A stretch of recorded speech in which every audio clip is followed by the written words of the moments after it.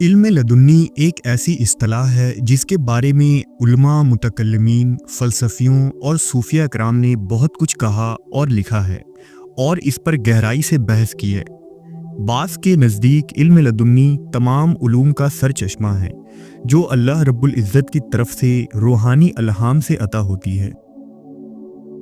یہ علم کتاب، مدرسے، کالج، مکتب، استاد، کسب، ریاضت اور مجاہدے سے حاصل نہیں ہوتا، بلکہ اس کا براہ راست تعلق اللہ کی منشا اور عطا سے ہے۔ حضرت امام غزالی نے لکھا ہے کہ اس علم کی قوت و برکت نے اسے علم کا خزانہ اور زیور کی حیثیت عطا کی ہے۔ اس علم کی اہمیت اس کی الہامی اور ربانی ہونے کی وجہ سے ہے، کیونکہ اللہ تبارک و تعالیٰ اس علم کے ذریعہ حجاب اٹھا دیتا ہے اور بندہ وہ تمام تر رازوں کو دیکھ سکتا ہے جو عام فہم نظریں نہیں دیکھ سکتی۔ علم لدنی سے متعلق قرآن مجید میں ایک مشہور واقعہ موجود ہے جو حضرت موسیٰ علیہ السلام کی زندگی کا ہے۔ ایک مرتبہ بنی اسرائیل نے حضرت موسیٰ علیہ السلام سے پوچھا کہ اے اللہ کے نبی، کیا اس روئے زمین پر آپ سے بھی بڑا کوئی عالم ہے؟ حضرت موسیٰ نے فرمایا، نہیں، میں سب سے زیادہ علم والا ہوں۔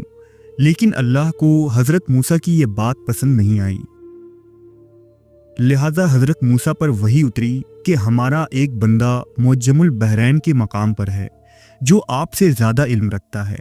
اس پر حضرت موسیٰ نے اللہ سے درخواست کی کہ انہیں اس شخص سے ملاقات کرنی ہے تاکہ انہیں جو غیر معمولی علم عطا ہوئی ہے حضرت موسیٰ بھی اسے سیکھیں۔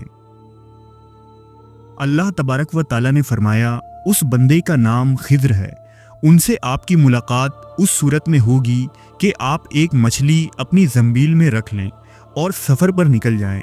جس مقام پر بھی یہ مچھلی گم ہو جائے گی اسی مقام پر وہ شخص ملے گا۔ لہٰذا حضرت موسیٰ علیہ السلام نے ایسا ہی کیا اور اپنے ساتھی یوشع بن نون کے ساتھ حضرت خضر کی تلاش میں نکل پڑے۔ چلتے چلتے جب آپ علیہ السلام ایک سمندر کے ساحل پر پہنچے تو آرام کرنے کے لیے وہاں کچھ دیر لیٹ گئے اور آپ کو نیند آ گئی۔ اچانک وہ مچھلی ٹوکری سے نکل کر سمندر میں چلی گئی۔ جس مقام پر وہ مچھلی ڈوبی وہاں پانی ساکت ہو گیا اور ایک راستہ کھل گیا۔ لہٰذا موسیٰ علیہ السلام سمجھ گئے کہ یہ وہی مقام ہے جہاں اللہ کے اس بندے سے ان کی ملاقات ہونی ہے۔ حضرت موسیٰ اس راستے پر چلنے لگے اور کچھ دیر بعد دیکھا کہ وہاں ایک اونچے چٹان پر سفید چادر اوڑھے ایک شخص بیٹھا ہے۔ وہ شخص حضرت خضر علیہ السلام تھے۔ حضرت موسیٰ نے انہیں سلام کیا اور ان سے گزارش کی کہ آپ مجھے وہ خاص علم سکھا دیجئے جو اللہ نے آپ کو عطا کی ہے۔ اس پر حضرت خضر نے کہا، اے موسیٰ، یہ ممکن نہیں، کیونکہ آپ صبر نہ کر پائیں گے۔ لیکن جب حضرت موسیٰ نے بہت اصرار کیا تو حضرت خضر راضی ہو گئے، لیکن حضرت موسیٰ علیہ السلام سے فرمایا کہ میری ایک شرط ہے، اور وہ یہ کہ جب تک آپ میرے ساتھ رہیں گے کسی بھی معاملے میں مجھ سے سوال نہیں کریں گے جب تک کہ میں خود آپ کو اس کی حقیقت نہ بتا دوں۔ لہٰذا حضرت موسیٰ نے شرط مان لی اور دونوں حضرات ساحل کے راستے چل پڑے۔ چلتے چلتے یہ دونوں ایک مقام پر پہنچے جہاں ایک ملاح لوگوں کو کشتی پر سوار کر رہا تھا تاکہ وہ لوگوں کو دریا پار کروائے۔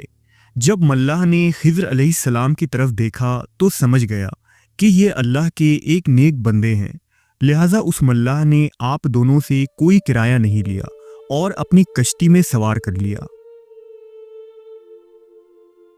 جب کشتی چلنے لگی اور دریا کے لہروں کے بیچ پہنچی تو خضر علیہ السلام نے اس کشتی کے ایک تختی کو توڑ دیا جس سے کشتی میں سوراخ ہو گیا۔ اس پر حضرت موسیٰ نے کہا کہ اس ملاح نے آپ کے ساتھ اتنا اچھا سلوک کیا اور بدلے میں آپ نے اس کی کشتی توڑ ڈالی، یہ آپ نے بہت ہی برا کام کیا۔ اس پر حضرت خضر نے کہا کہ میں نے آپ کو پہلے ہی کہا تھا کہ آپ صبر نہ کر سکیں گے۔ لہٰذا موسیٰ علیہ السلام نے معذرت کی اور کہا کہ میری اس غلطی کو درگزر کر دیجیے، میں اپنا وعدہ بھول گیا تھا۔ کشتی ایک ساحل کے کنارے اتری चुनांचा दोनों हजरात नीचे उतरे और आगे चल दिए। चलते चलते एक गांव में पहुंचे। तवील सफर करने की वजह से दोनों थक चुके थे, लिहाजा आप दोनों उस गांव में रहने वाले लोगों के दरवाजों पर गए और दरखास्त की कि उन्हें वहां कुछ देर के लिए पनाह दे दे। मगर उस गांव के लोगों के अंदर से रहम व इंसानियत का जज्बा मर चुका था। उन्होंने मुसाफिर की मदद करने के बजाय उन्हें धुतकार दिया और जलील करके दरवाजे बंद कर दिए। जब ये दोनों उस गांव से जाने लगे तो हजरत खिज़र ने देखा कि वहां एक मकान है जिसकी दीवार पुरानी हो चुकी है और वो झुक गई है। वो दीवार बहुत जल्द गिरने वाली थी। चुनांचा हजरत खिज़र ने बहुत ही मेहनत करके उस दीवार की मरम्मत की और उसे सीधा कर दिया। इस पर हजरत मूसा ने कहा, बस्ती वालों ने ना ही हमें पनाह दी और ना ही हमें अपना मेहमान बनाया। इसके बावजूद आपने इस दीवार को सीधा कर दिया। आपको चाहिए था कि कम से कम इसके बदले उनसे कुछ उजरत ही ले लेते। हजरत खिज़र ने फरमाया कि मैंने कहा था कि आप मेरे साथ सब्र न कर पाएंगे। इस पर हजरत मूसा अलैहिस्सलाम बहुत शर्मिंदा हुए और फरमाया, आखिरी मर्तबा मेरी गलती को नज़रअंदाज कर दें। अगर मैंने दोबारा कोई सवाल किया तो आप मुझे अपने साथ न रखना, बल्कि मैं खुद ही आपका साथ छोड़ दूंगा। फिर दोनों हजरात आगे चले और रास्ते में उन्हें एक बच्चा नजर आया जो खेल रहा था। हजरत खिज़र ने उस बच्चे की तरफ देखा, आगे बढ़े और उस बच्चे की गर्दन मरोड़कर उसे मार डाला। ये देखकर हजरत मूसा बहुत गजबनाक हुए और गुस्से में बोले, ये आपने क्या कर डाला? आपने एक मासूम नफ्स की जान ले ली। चुनांचा खिज़र अलैहिस्सलाम ने फरमाया, अब तुम्हारे और मेरे रास्ते अलग होते हैं।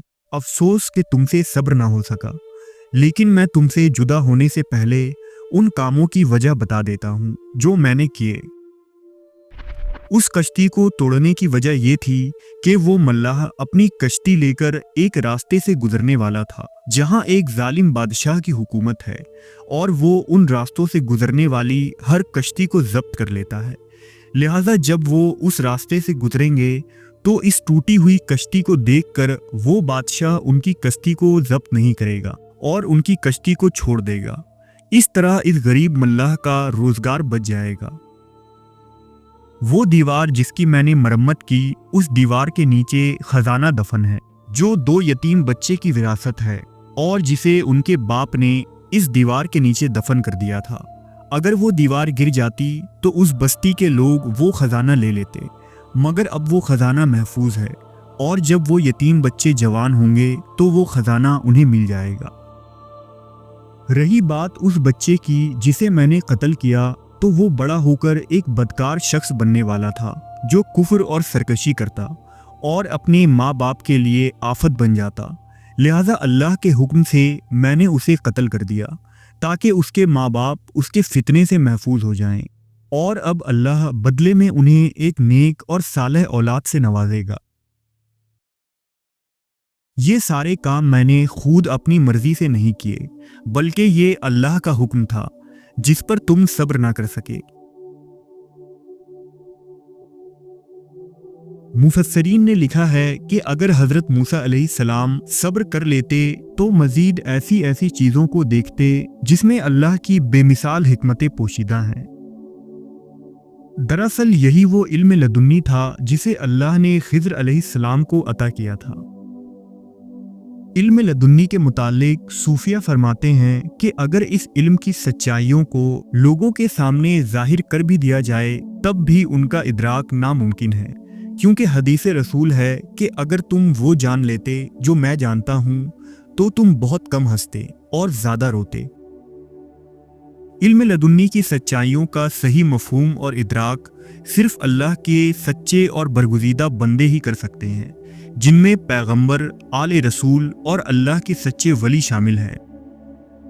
हज़रत मूसा और खिज़र अलैहिस्सलाम के दरमियान कलाम और उनका सफ़र वो शानदार झलकियां हैं जो इल्म लदुन्नी को पेश करती हैं। इल्म लदुन्नी कायनात में हो रहे दुख, दर्द, जुल्म, कुदरती आफात اچھے اور برے واقعات اور تمام حادثات کی تشریح اور تعبیر ہے، جس کی حقیقت ہر بندے پر نہیں کھل سکتی۔